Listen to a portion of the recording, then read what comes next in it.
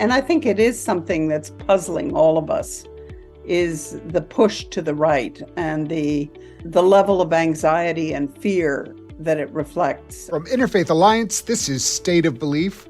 I'm Interfaith Alliance President, Reverend Paul Brandeis Raushenbush in Chicago. How these ancient issues of identity are playing out in a contemporary sense, where they're exacerbated by the closeness of connections, ironically. Katherine Marshall has been leading important global initiatives around religion, peace, and development for decades. With those issues so prominent in the challenges and opportunities we're facing today, I'm really looking forward to hearing her perspectives on this week's show. Thank you for listening to State of Belief. To get these important conversations in front of more people who need to hear them, we've partnered with Religion News Service, the leading religion journalism organization in the country. And as part of the RNS family of podcasts, there's a next generation podcast I want to make sure you are subscribed to. Please visit stateofbelief.com/new podcast. State of Belief is made possible in great part by the generous support of our listeners. If you made a donation, thank you for helping get these conversations heard by more people who need them. If you haven't pitched in yet, information on how you can help keep this show on the air is available at stateofbelief.com. And you can find out more about the work of Interfaith Alliance and join us at interfaithalliance.org. And now to my guest. Katherine Marshall is Senior Fellow at Georgetown University's Berkeley Center for Religion, Peace, and World Affairs and leads the center's work on religion and global development. She's also a professor of the practice of development, conflict, and religion in the Walsh School of Foreign Service. Katherine serves as Executive Director of the World's Faith Development Dialogue and is a member of the Advisory Committee on Voluntary Foreign Aid at the U.S. Agency for International Development. She was a World Bank officer from 1971 to 2006, where she led the Faith and Ethics Initiative between 2000 and 2006. Take a bow, Katherine. That is amazing. You have done so much, and welcome to State of Belief. Thank you. And thank you for reminding me of my age. Listen, I think you need to claim it. You have been amazing for so long and really looking at the intersection of religion with development, how religion plays into society as it develops. How did that start all those many years ago? And by the way, for those of you who can't see Professor Marshall, she is a vision of loveliness, and it seems impossible that she's been doing it that long. But tell us, what's the genesis of this interest of the intersection between religion and development and peace? Well, it really started, Paul, with my interest, and I would really say, even though it's an overused word, my passion for dealing with injustice in the world and therefore development, which is about offering a better life for many people. And one piece of that, which I think is an interesting chunk, is that when I joined the World Bank and started working on these issues, I was almost always the first woman doing exactly what I was doing, so that I was very familiar with the barriers that were around gender, around women's roles, which, frankly, even though things have changed, are still very important issues in the society that it's easy to forget with so many other issues. Religion is a somewhat different story. I was working in the World Bank at the time, actually, on the East Asia crisis, when the very significant president, a very influential president, Jim Wolfenson, drafted me to help him to work on something he had started, which was to try to bridge the worlds of religion and development, because the religious side was almost completely absent. And so he started with the Archbishop of Canterbury and the Aga Khan and Cardinal Etchegaray and a number of other prominent leaders that he knew personally, started to try to bring them together. David Saperstein was part of that at a certain point. But to his surprise, and certainly to mine, essentially all hell broke loose when he started announcing this. And so instead at the World Bank, like people at the World Bank were just like, "What are you doing, bringing religion into our work?" Is that it? Well, it was even more at this point. The board, which was 184 member countries, and Wolfenson was always fond of saying it was 184 to 0, which is a slight exaggeration. And so I got involved in trying to understand much better where these objections came from. And from that, learned a lot about the two sides, which was why the development community was so uneasy with religion, and then why the religious institutions were likewise very uneasy and very reluctant to get involved with the International Development Organization. This is so interesting. And I love that you started with gender, because it's what you were looking at, and because of your own gender, you were able to see the absence. People probably thought they were bringing together fairly representative tables. They just didn't have any women. And so you look around and say, well, okay, not particularly representative of half the population. Right. But okay, so let's start talking about, like, what does it mean to do development when you have a gender awareness and consciousness, which is a major contribution to development.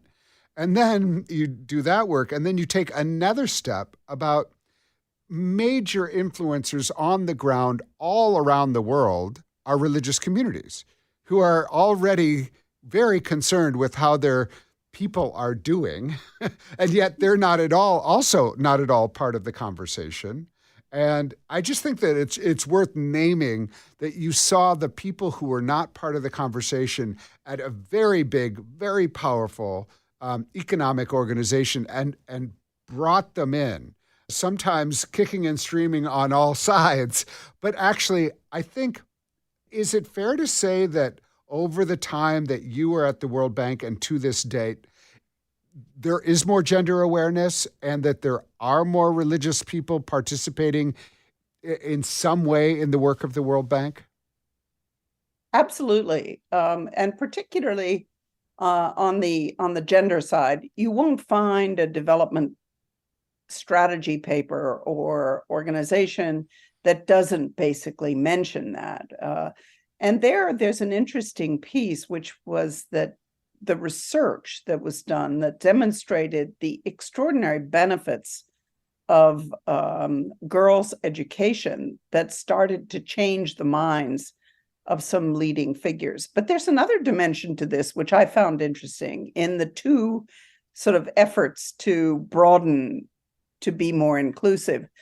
When the issues of women's involvement started, what I found is that very few people approached this very rationally. Gender is a very emotional issue for people.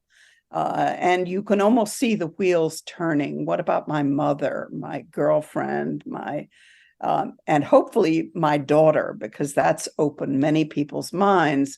So it was a very emotional conversation at first until you started to get some evidence.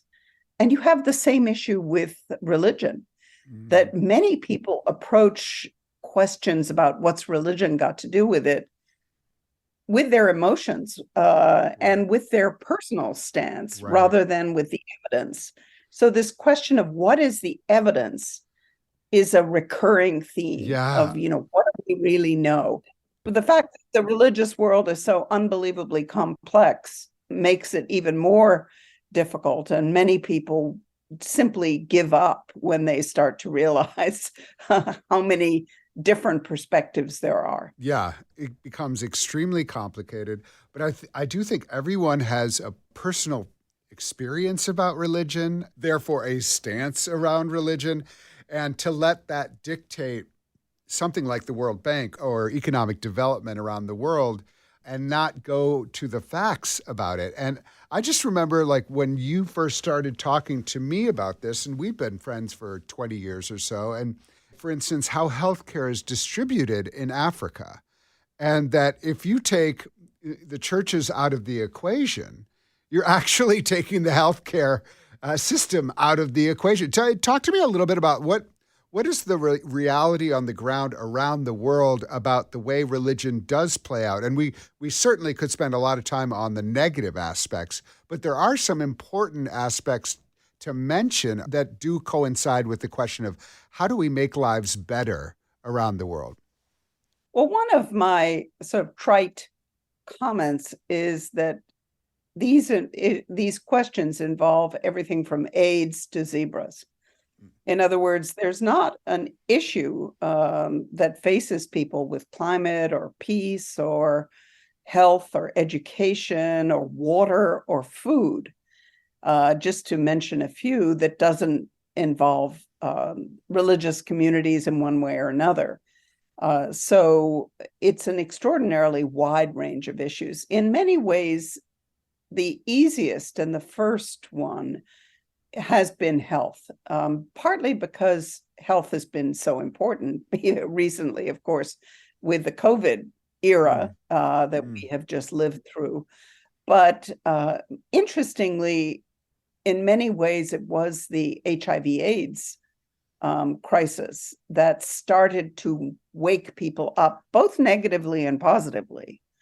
That at the same time that you had, for example, even some churches that refused to bury people who died of AIDS, but you also had the extraordinarily compassionate care of so many people in Catholic facilities and in communities. So you started to get a sense of how this complex world intersected with the world of development. Yeah. Two other areas that are critically important are education, where it is both the education that's provided by religious institutions, whether it's the Catholic Church or madrasas in Muslim communities, but also the way that religion is dealt with in public systems across the world, whether people emerge with a positive and constructive idea about the plural society that they live in, the diverse society. And then the other, which we're looking at quite a lot in some of the work we're doing, is the question of social safety nets, or you can call it one of the mottos of these UN Sustainable Development Goals, which is leave no one behind, or the Catholic idea of a preferential option for the poor. In societies, governments' efforts to deal with the most vulnerable, they often completely omit the religious world, even though both historically and even in the present, they're critically important in providing some kind of a safety net for those who are left behind by the society. One of your hats, which we didn't mention in your intro, was that you've been involved with the National Cathedral, and I think we're on the board of directors for a time. And you have your own spiritual background. Could you say just a few words about, like, where do you come from? Like, what was your upbringing? How did you get interested in religion? Well, my current role really was the result of being drafted for reasons that no one ever explained. And so I came to it with far less knowledge than many people who've been scholars all their lives. I was brought up very much as in an Episcopalian environment, though I think my grandmother was a Unitarian. Oh, shocking. I think quite active in that sense. But I also went, and this is a sort of part of the complex journey we all have. I went to school in England because my father was living in Nigeria shortly after independence. And we took religion very seriously there, or I did. I think we had prayers twice, even 3 times a day. We studied religion for O levels. So anyway, it was certainly very much on the agenda. But but interestingly, as a sort of integrated part of life. And I also did get some different perspectives. Two of my closest friends were Bertrand Russell's granddaughters, and they came from an aggressively atheist perspective. And there were people from other parts of the world, from Buddhist, etc. So I think it was perhaps that background, the diversity that was there from the beginning, that made it both fascinating and possible for me to come into what has now been 2.5 decades of looking at life and development work and peace work and climate, often through a religious lens. Yeah. And talk to me a little bit about some of the places like that are case studies, so that our listeners can really get a sense of what is the work that you actually do. I mean, that's a tough question, because like everything, it's not like I need proof of concept. I'm just wondering, like, when you think about how religion, development, and peacemaking kind of intersect, are there stories that come to mind and people that come to mind that you think it would be worth lifting up so people have a stronger sense of what that means on the ground? Let me start, I guess, with 3 things that have been on my life calendar for the last few weeks. One of them is at the tip-top level, which is the G20. You were involved also, but this is now a 10-year effort to bring the religious wisdom, the best of religion, into the global agenda through the group of 20 leaders. They will be meeting in India on the 9th of September, the world leaders.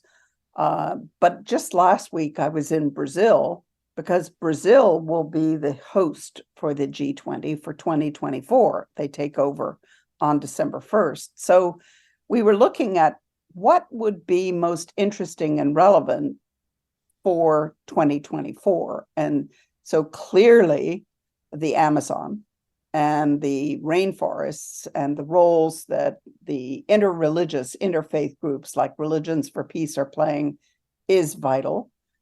We've looked for many years at the trafficking issue, where religious actors are very important, both labor trafficking, but also sex trafficking. We're looking at some of the issues around hate speech. We're looking at what comes after the COVID pandemic. What lessons have we learned, which again involve religious institutions, whether it's how you deliver messages or pandemic preparedness, how do you prepare? And what are the inequities within health systems, the unfairness? So that's one thing, is the G20. So that's been just I'm curious. I know, because I think when I reached out to you, you were like, "Well, I'm in Brasilia." I was like, "Well, of course you are. Where else would you be? You couldn't possibly be actually in Washington, D.C." But I'm curious. Like, G20 has gone all kinds of places. It's hard for me not right now to think about Brazil and what happened in their last election, that is very similar to what happened on January 6th here, where Bolsonaro supporters really took over. I mean, it was unbelievable to watch it in real time. You're kind of like, this is really happening again.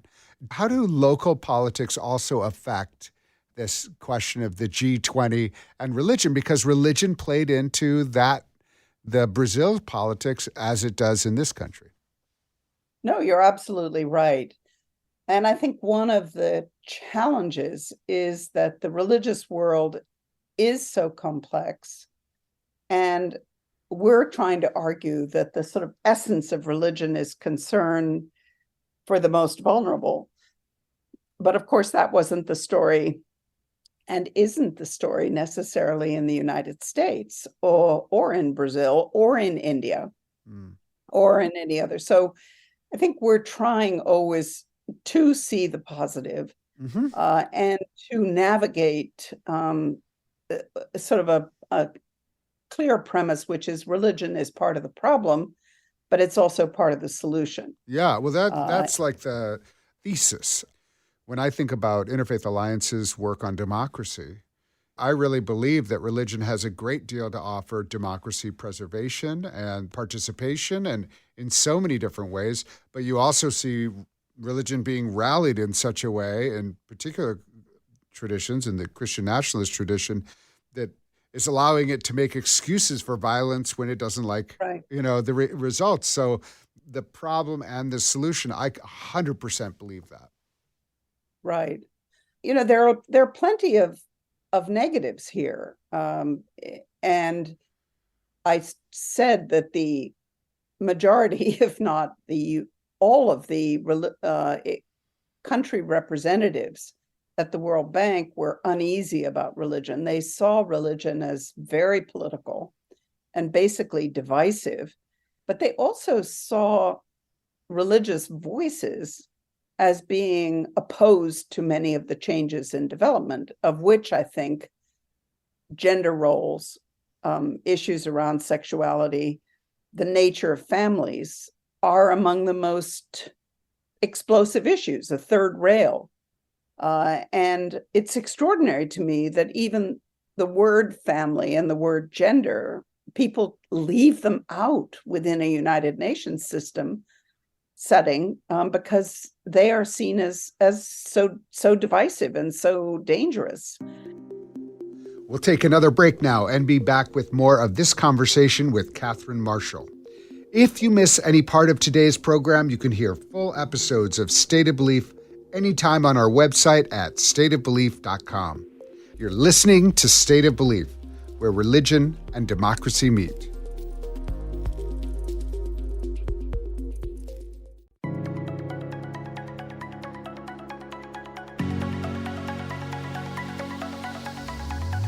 Welcome back to State of Belief. I'm Interfaith Alliance President Reverend Paul Brandeis Raushenbush, in conversation today with Katherine Marshall, a leader at the intersection of religion, peace, and development worldwide for half a century. Okay, so G20, what's another example of the work that you are doing? Well, in many ways, the conversation, which goes under the label of sort of strategic religious engagement, where I think that an interesting avenue to explore is what's unstrategic. And one element that makes things unstrategic is how personal this focus is. So, you can have different leaders of different organizations, whether it's USAID or the German government or UN agencies or the World Bank. And clearly, for some leaders, they see this as critical. Others see it as not important at all. So you get very unstrategic approaches.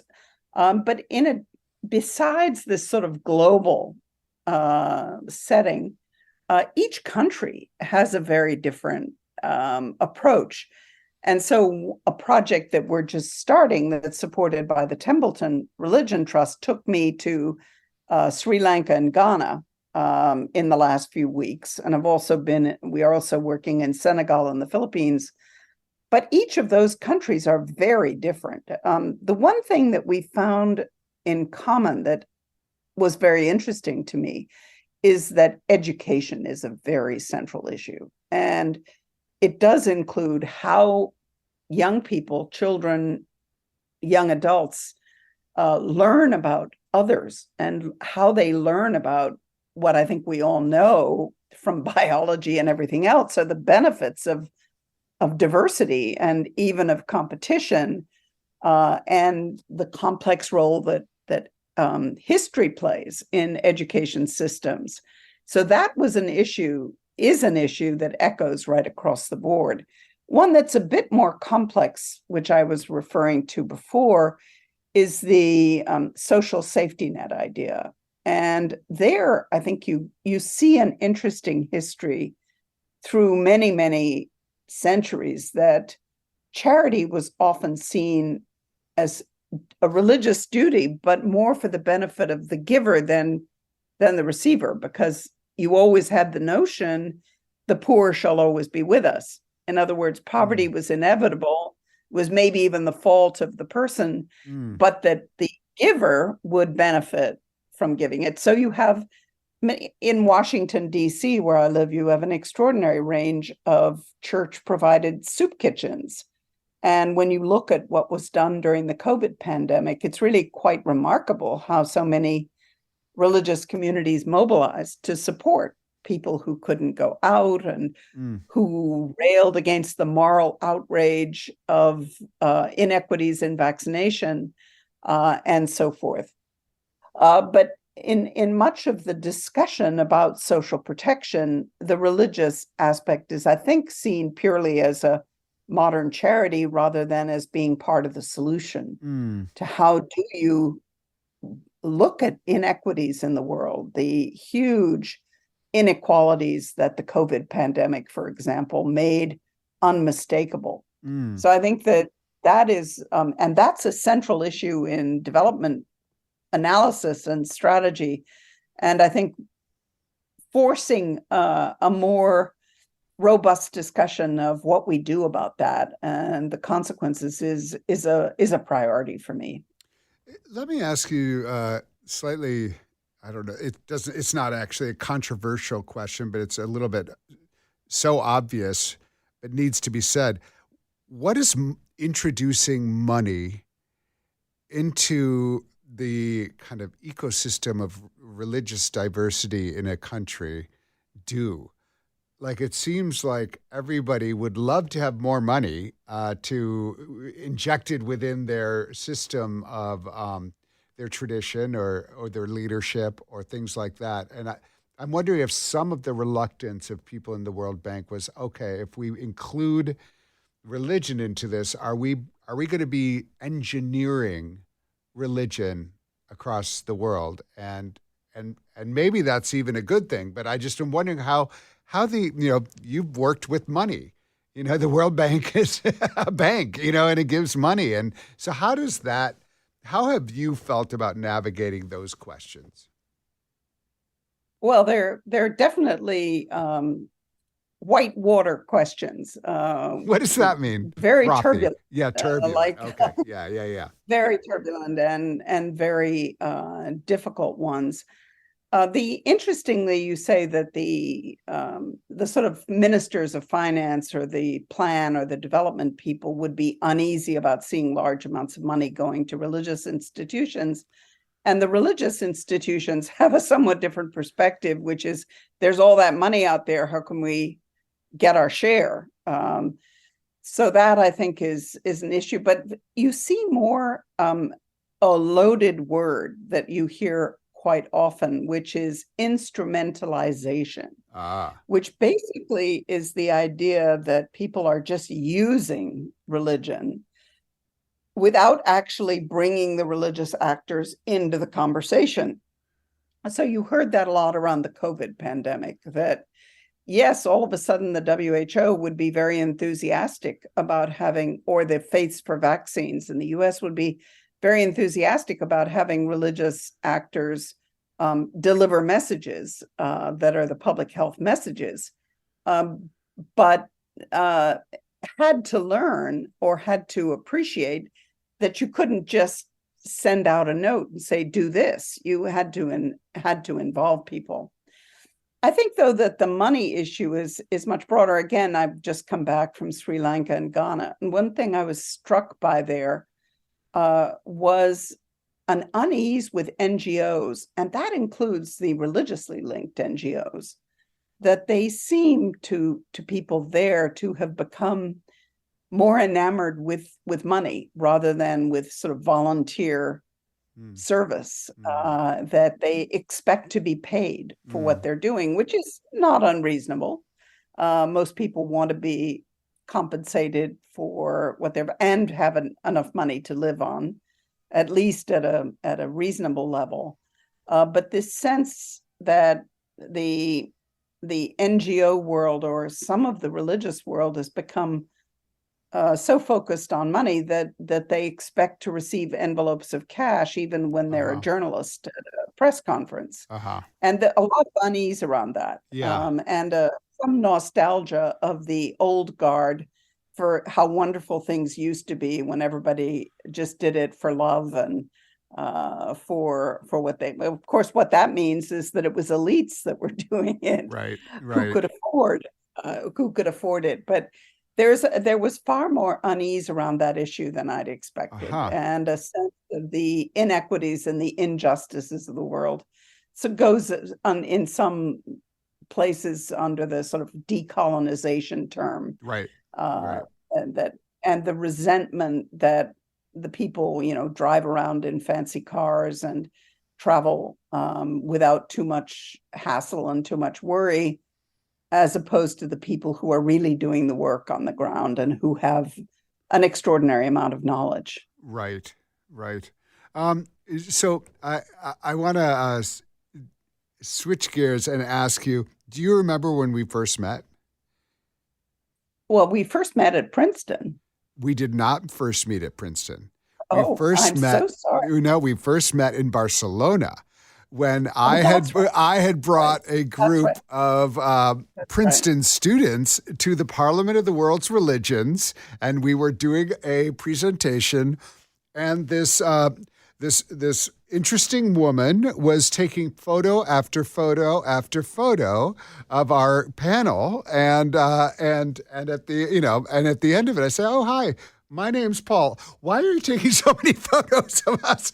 And it turned out it was Katherine Marshall, who indeed had been a graduate student at Princeton and was at that time, I think, on the board of trustees at Princeton. Right. And and so it was very hail fellow, well met kind of moment. And I just love it that it was in the context of the Parliament of the World's Religions in Barcelona, and there you were, and in the mix. And that's what I just love about what you do.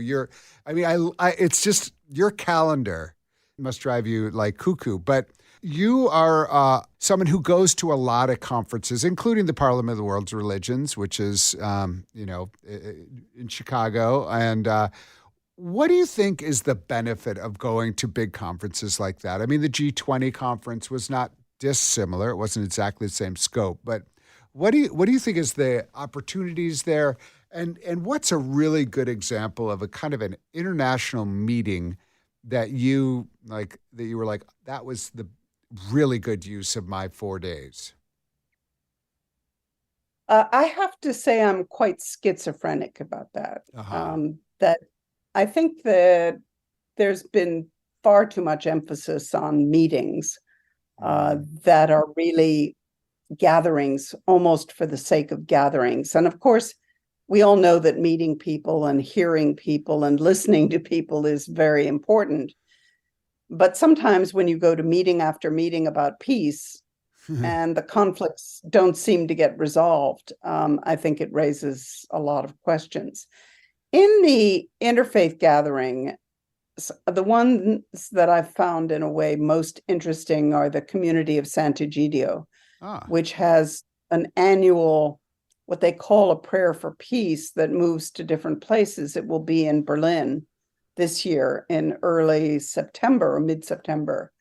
But what's interesting about that is, first of all, it's often a similar, if not the same group, so that you really do have the sense that it builds on networks.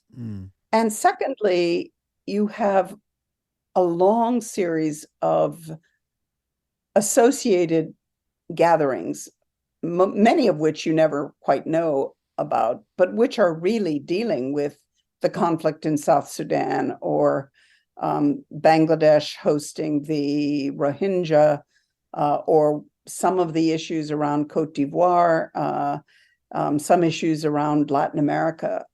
So it is a meeting where the real actors are present. And so you have the conversation about the ideas and sort of almost the slogans, but at the same time you have things going on. And obviously that's the idea behind all of these meetings, right? That they're sort of shaping what we can call the conversation, but at the same time testing it and pushing it with the realities. Yeah. I mean, it feels to me, information sharing about what you're describing in San Egidio, and I didn't realize that they were so present across the world. And really, this is I think, a Catholic organization, right? Originally, that It's lay Catholic lay that Catholic. really was born in the 68 era, which we Uh-huh. both remember. Yes, Uh, yes, Sort of the ferment of yeah, young people. right, right, and real commitment to peacemaking Right, around the world. Um, right. how I'm just curious, what are the lessons you've been? I would say largely focused on international work.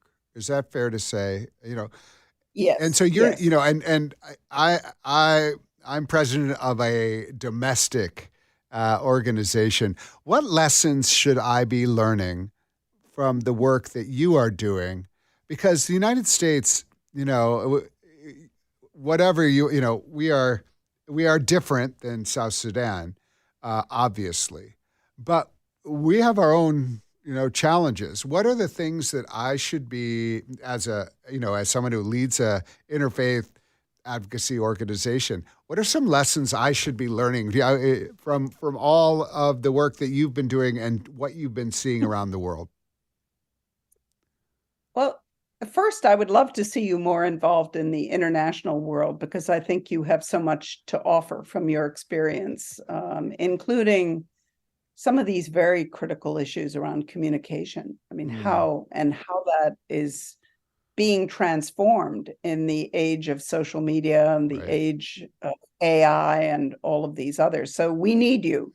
The other thing that's interesting about today is that the barriers between domestic and international, whether it's for students or for people in health profession or education, are really eroding. Mm, And there are tremendous similarities among the different communities. So that's it, interesting. we obviously we obviously know that each country and each city, each family is different in its own way. But still, there are a lot of real common themes, including, what is the impact of inequality? What does that do to societies? And how do we build the kind of democratic structures? I mean, one of the interesting issues that I think comes up everywhere is the problem with security. A number of polls are showing that if people are asked what's important, being safe may be number one. Mm, And that's true in Venezuela and Guatemala, and it's true in New York and Washington. yeah, So how do you balance these different priorities? And I think we're also living through so many revolutions, right. whether it's in education or healthcare and urbanization, with half the world now living in cities, more than half the world, that these are right across the world. And you can't draw lines. We know that you can't live behind walls. Uh-huh. You have to be able to cross and to understand others and the way they see the world. Given um, the immigration from other places of the world to the United States, conflicts in other places do have implications in the United States, whether that's what's happening in India or Israel, Palestine, or other communities that we, might go a little bit more under the radar. Like these they don't, not all of that is left behind. I mean, and in my own family, that's not a recent thing. My own family comes from Germany. World War I Mm-hmm. comes, and what was happening in Europe was very much affecting how my family was perceived during that time. So it is like that's really important, and I I do think like around the world we have this, and I don't know what it is. I don't know what is prompting it, and maybe you'll have the answer to that. We do have these movements that are described as populist movements that are taking over major countries, which has implications for democracy and how we're interacting across divides, and they often are supported by religious sensibilities. Right.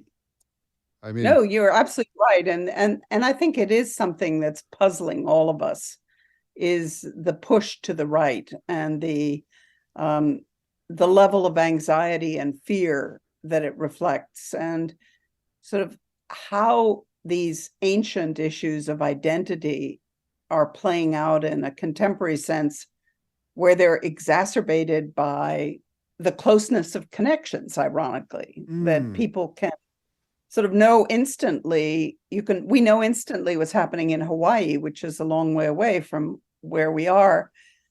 And that shapes who we are in relation to others. And then for at least for elites, we're dealing with these multiple identities where, I mean, we're one of the questions that we are asking ourselves is, how important is religion to you? And, there are these measures of religiosity. So what does religiosity mean? And to some extent, it's on a scale of 1 to 10, how important is your religion to you?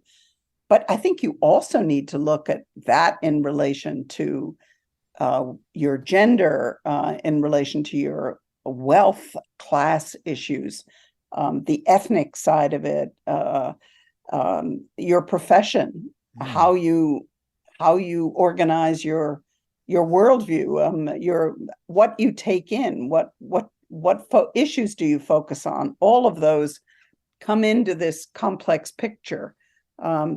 But I think the populism is, I don't have any of those answers. I wouldn't even dare to venture them.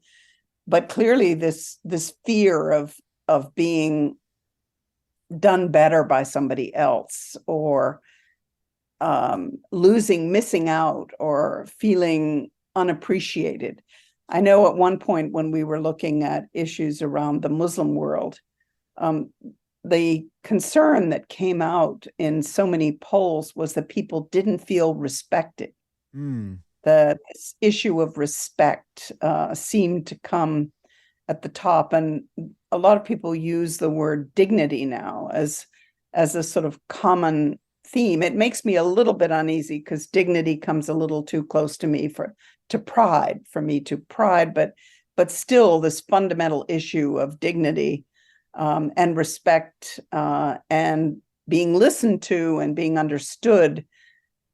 In the negative, I think that's a big part of what's happening, that people just feel that they're being left at the margins while others are forging ahead.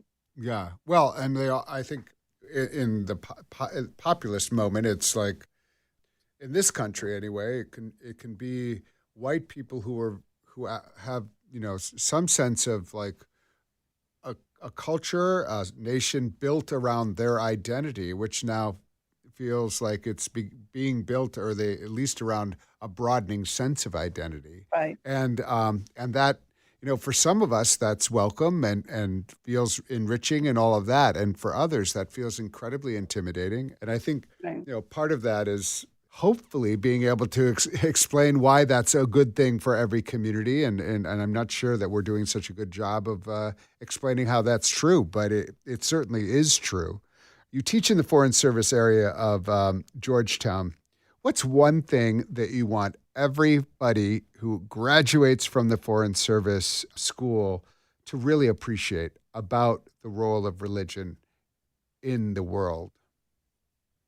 We talk a lot about religious literacy, but the definitions of what that means and how you do that is one of those things that's easier said than done. I teach a course for the graduate students who are interested in development on ethics. And to me, the primary thing is to be able to appreciate that there are very different ways of looking at the world. There are very different, we could call it worldviews or whatever. And it's quite easy to get caught in your own boxes, whether it's an economic set of assumptions, or whether it is as an engineer or whatever it is. And because I'm so conscious, even more so from my decades of working on the questions around religion, I'm so conscious that there are very different ways of taking in facts and analyzing them and coming to conclusions. I think that if you're going to work in development, you have to have your antenna very keenly focused on these differences and be able to hear them and to understand them, as well as to assess whether they matter. So I think that and the religious topic is very much a part of that. There are so many people in the world for whom their religious teachings, whether it comes as stories or rituals or relationships with people, that are shaped by, even unconsciously, by the religious side, that if you don't understand that, you're going to have a very difficult time in appreciating how a community behaves, what they get angry about, and what their dreams are. I think that says it so well. You use the word antenna, and I just think just having that awareness that that's something you should be on the lookout for, be curious about, be aware of as you go into new settings. And that's actually a lesson for all of us at all times, but especially when you're trying to represent either the United States government or NGO, just being recognized that's part of your job, is to be aware of that difference. One of the things I like to ask everyone is what gives you hope right now? Person, places, things, ideas, experiences. What gives you hope? Well, I take from Madeleine Albright something she said quite often, which is that she's an optimist who worries a lot. So I do think that first, I'm a chronic optimist, tend to see that, but with that experience and seeing the worst of things being there alongside it. But I think what gives me hope most is how the world is changing. And it is something that we've forgotten, these dramatic increases in the number of people who have had some kind of formal education, in the improved health of people, the sharp drops in infant and child mortality, and the fact that we have 20 extra years of life on average. I mean, if we can do that, we've seen so many people who've moved from real destitution, extreme poverty, to being able to navigate and to move into lives where they have more choice. I think that's such an extraordinary achievement that we forget too easily, and we need to take from that the impossible may take a little longer, but it can be done. Wow. I love that. Katherine Marshall is a veteran of the World Bank and is currently a senior fellow at Georgetown University's Berkeley Center for Religion, Peace, and World Affairs. A professor at the Walsh School of Foreign Service, Katherine serves as the executive director of the World Faiths Development Dialogue. Katherine Marshall, thank you so much for being with us here on State of Belief. Well, thank you, Paul Raushenbush. It's a joy to see you and to have a conversation. And that's all the time we have for this week's State of Belief. Please be sure to subscribe to the new and improved podcast called The State of Belief at Apple Podcasts or your favorite podcast platform, or at stateofbelief.com/new podcast. Subscribe to The State of Belief today. We need your help keeping State of Belief going. I hope you'll consider being a partner in this crucial work by making a financial contribution today. Information on how to donate is available at stateofbelief.com. That's stateofbelief.com. And you can also be a part of making sure informative and encouraging voices like these are heard by sharing this program with friends and family. Let's get more people listening and more people taking part, both on and off the air. And join the conversation. Follow us on Facebook and Instagram at State of Belief, and share State of Belief with the people in your life. The views and opinions expressed on this program do not necessarily reflect those of Religion News Service or Religion News Foundation. State of Belief is produced by Ray Kirstein and is a production of Interfaith Alliance. Become a member today at interfaithalliance.org. And be sure to join us next week. My guest will be Reverend Jennifer Butler, founder of Faith in Public Life and author of Who Stole My Bible? Reclaiming Scripture as a Handbook for Resisting Tyranny. I can't wait. Until then, I'm Paul Raushenbush on State of Belief, where religion and democracy meet.